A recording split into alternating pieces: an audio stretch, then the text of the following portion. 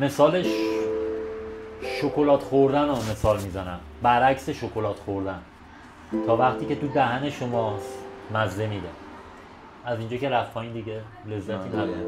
این برعکسه، وسط کار که حسیداری صعود میکنی و اون موقع شرایط سختی دیگه برات خودتو نفرین میکنی، لعنت میفرستی که میگه این آخرین بار من دیگه نمیام.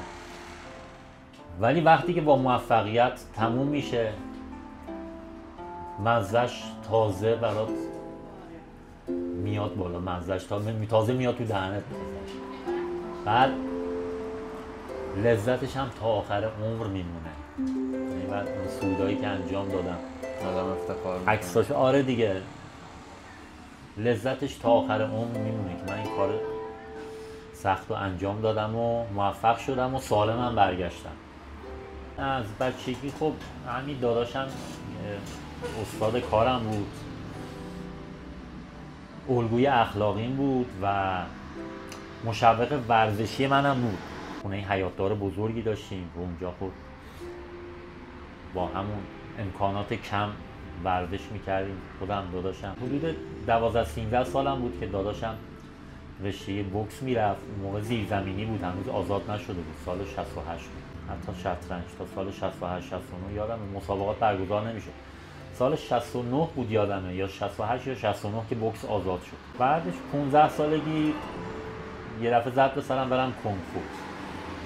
یه 4 سال رفتم کنفو، رفتم برای که ضربه پاتون قوی بشه و نفستون هم خوب بشه تو مبارزه. جمعه ها برید کوه. حالا قبلش هم با دوستان با بچه مای محل کوه میرفتیم، همین از سال 70-71 دیگه یه ذره جدی تر شد، کوه پیمایی در واقع. بعدش دیگه درگیر کار و اینا که شدم دیگه اون تب و تاب کنفو خوابید، ولی کوه پیمایی همچنان تب و تابش داغ بود برام. از ابتدای دهه 80 دیگه عضو باشگاه کوهنوردی شدم و فعالیت‌های فنی. من 3 تا مربیگری دارم، کوهنوردی، بوکس و آمادگی جسمانی. فوق لیسانس آسیب شناسی ورزشی و حرکات اصلاحی دارم. البته این ادامه تحصیل چیز شده، یعنی بخوام بازش کنم دیگه هی شاخه به شاخه میشه. ادامه تحصیلم اینکه دیپلم سال 75 یا 74 و 5 بود گرفتم، تا 10 سال هم آرایشگری میکردم. سال 84 رفتم دانشگاه بوعلی سینا برای رشته تربیت بدنی. اونم به خاطر این بود که 2 تا مقام برنز آسیا گرفته بودم تو سودای هیمالیا نوردی. سال 83 یه سود تو هیمالیا داشتم با تیم ملی، عضویت در تیم ملی و افتخارشو داشتم. تو اردوها شرکت کردم و انتخاب شدم. سودی که کردم برنز آسیا گرفتم و خبردار شدم که اون موقع قانون گذاشته بودن که با مقامات جهانی، بین‌المللی، المللی، آسیایی میشه بدون کنکور وارد دانشگاه بشی رشته تربیت بدنی. سال بعدش هم باز سال 84 یه سود دیگه با تیم همدان داشتم تو هیمالیا، اونم باز یه برنز آسیا دیگه گرفتم. و اون اولی رفتم رشته تربیت بدنی دانشگاه بوعلی سینا 84 تا 88 لیسانس تربیت بدنی گرفتم. 2 سال وقفه افتاد. سال 90 با اون مقام برنز آسیایی دومی که داشتم رفتم فوق لیسانس آسیب شناسی ورزشی و حرکات اصلاحی رو گرفتم تا سال 92. رشته ورزشی هم گفتم خب از نظر عملی خودم رو کشیدم بالا، از نظر علمی هم خودم رو بکشم بالا. با علاقه رفتم، نه اینکه باز اونا رو مدرکشو بگیرم برم جایی استخدام شم یا برای تدریس تو دانشگاه. به خاطر علاقه شخصی خودم بود. و دیگه گاهن بعضی وقتاش مخصوصا دوره کرونا که دیگه باشگاه هم تعطیل بود شاگرد خصوصی میگرفتم و کار ما هم که اول تعطیل میکردن دیگه. یعنی هر وقت رشته بیماری کرونا پیک میزد اول کار آرایشگری میگفتن فاصله نزدیک کار ما رو تعطیل میکردن. اگه باز میکردیم جریمه داشت و اینا دیگه. به خاطر همین شاگرد خصوصی هم حالا چون باشگاه تعطیل بود میگرفتم. من مثلا یه منبع درآمدی شد برام، چون واقعا خطرناکه دیگه و سخت. سودای هیمالیا مخصوصا وقتی میرم مثلا وصیت‌نامه می‌نویسم میرم واقعا. الان من یه قله دیگه صعود کنم مدال جهانی در واقع مدال بین المللی پلنگ برفی رو برای استان همدان میگیرم. 5 تا صعوده، 5 تا قله است که هر کی 5 تا قله رو تو هیمالیا صعود کنه سرتیفیکیتش رو بگیره، یعنی سر قله صعود کنه، اون نمادی که سر قله گذاشتن پیش اون عکس و فیلم بگیره، صعودش تایید بشه، سرتیفیکیتش رو صادر کنن.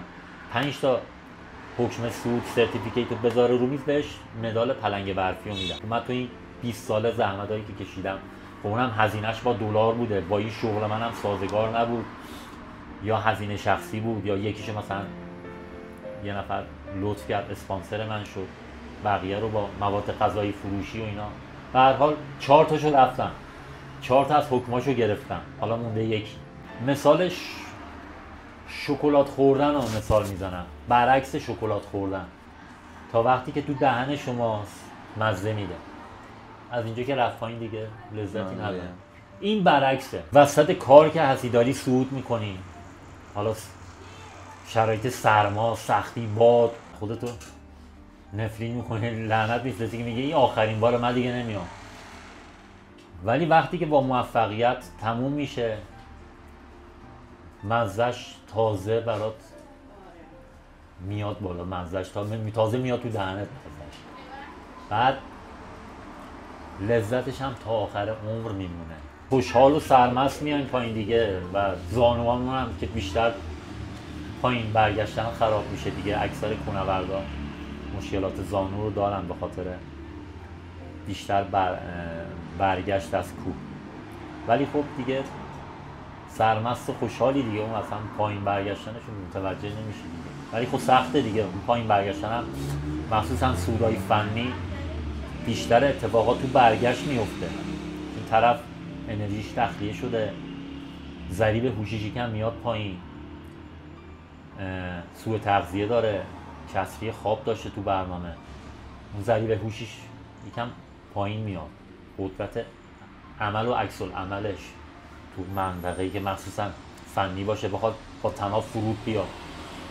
به خاطر همین خیلی از حوادث کوهنوردی تو برگشت بوده. در واقع حرفه‌ای منه، ولی خب پولی توش نداره، حالا کسب درآمد اینا ندارم. حالا بعضی از بچه‌ها البته باشگاه زدن، مدرس شدن و اونا خب بعضیشون اصلا شغلشون اینه، شغل دیگه ای ندارن. فکرایی دارم حالا منتها با این شرایط اقتصادی کشور و با این دلار نمیشه. حتی امسال فراخوان دادم که یه تیمی رو جمع کنم برای یک قله‌های هیمالیا که برم 5-6 نفر رو با خودم همراهی کنم ببرم، ولی خب به خاطر شرایط دلاری 5 نفر رو اعلام کردم تو پیج اینستا، 7-8 نفر بهم زنگ زدن. یعنی اگه شرایط خوب بود، وسع مالی اینا میرسید که دلارشون رو تهیه کنن، نفری $3000 بود هزینه برنامه.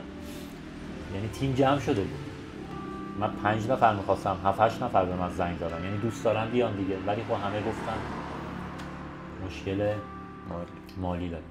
یعنی اگه شرایط ایدئال باشه میشه فعالیت کنن، منتها خب با این شرایط نمیشه دیگه. هیمالیا تو 8 تا کشور کشیده شده، از نپال و تبت و چین میاد، تو هندوستان، پاکستان میاد، میره آسیای میانه، تاجیکستان، قزاقستان، قرقیزستان، اونجا دیگه تموم میشه. شما از کدوم کشور؟ اونی که با تیم ملی بودم پاکستان بود، قله اسپانتیک. بعدش دیگه رفتم رو پروژه پلنگ برفی که اون 5 تا قله است، 5 تا قله بالای 7000 متر که تو تاجیکستان و قزاقستان و قرقیزستان. خراب نشد نه اونا تو در واقع شوروی سابقه.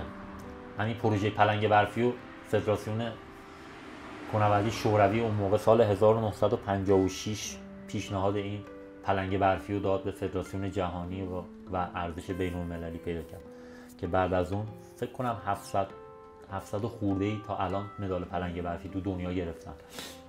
حالا دیگه 4 تا صعود بعدیم دیگه اونجا بود. هیمالیای پامیر میشه، قسمت انتهای غرب هیمالیا تو تاجیکستان، قزاقستان و قرقیزستان که آخریشو 2 سال پیش رفتم دیگه. آخری در واقع یکی مونده، ولی خب آخرین صعود من 2 سال پیش بود. حالا دیگه از اون 5 تا یکیش مونده، اونم تو قرقیزستان.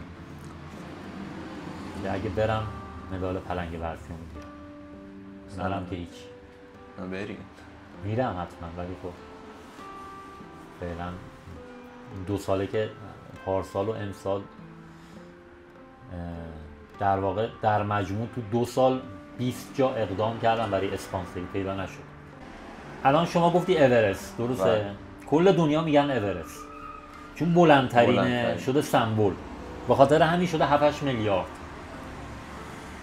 میگن بام جهان دیگه.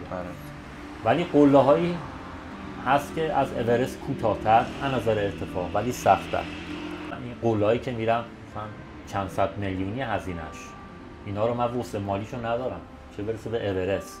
اسپانسر میخواد، ولی از نظر سختی نه. اینایی که مخصوصا این قله آخری، چون من اینو انفرادی رفتم، ارتفاعش 7500 بود، یعنی 1300 متر. اورست چقدره؟ 8848 متر. میگن بیشتر مسائل تنفسیشه. آره دیگه، اون مشکل بحث تنفس و حالا ریه قوی داشته باشه، بعد از 8000 متر مشکل اصلیش اونه. ولی اونجا تناب ثابت کلا گذاشته شده، قله‌های بالای 8000 اینجوریه.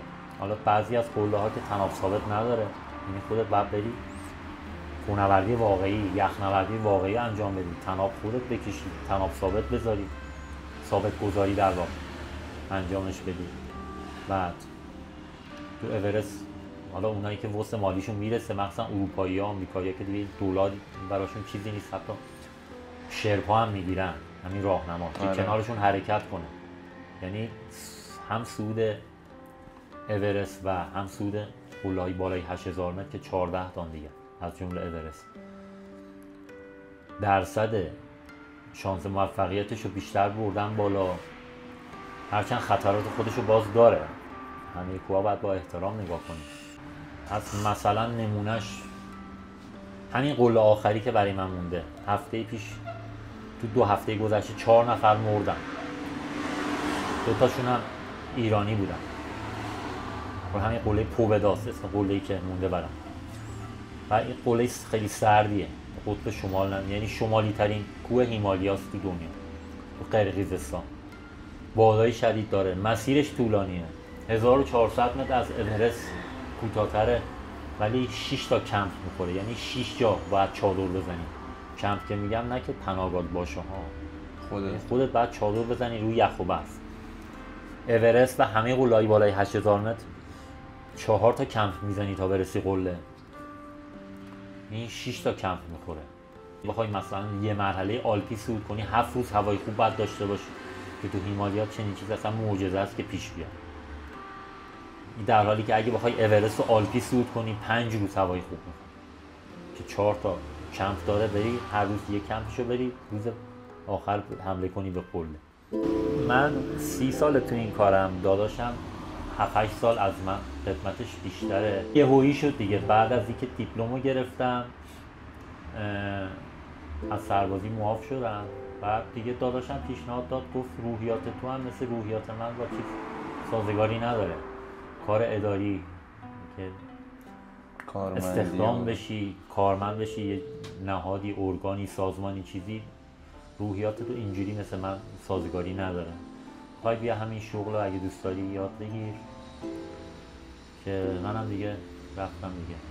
هرچند من دیپلم فنی بود، دیپلم اتومکانیک گرفته بودم از هنرستان. تورم ما توی این کشور روزانه و یا ساعتیه، نرخنامه‌ای که به ما میدن سالیانه است، سالی یک باره. با این سخت‌ترین بودشه که آرایشگر اذیت میشه. یکی دیگه از چیزایی که سخته برای من نه ها، برای کسایی که عجله دارن زود پیشرفت کنن، یه شبه راه چند ساله برن، برای اونا هم سخت میشه، چون این کار اینجوری نیست. قطره قطره میاد، دائم میاد، یه دفعه پیشرفت نداره که شیر آب باز بشه، یه دفعه جامپ بزنی و یه خونه بخری با یه معامله، نه اینجوری نیست. قطره قطره میاد، دائم میاد. هم یهویی شد دیگه، یه تصمیم یهویی که بیام تو کار آرایشگری. 30 سالم دیگه. 30 سالم، آره دیگه.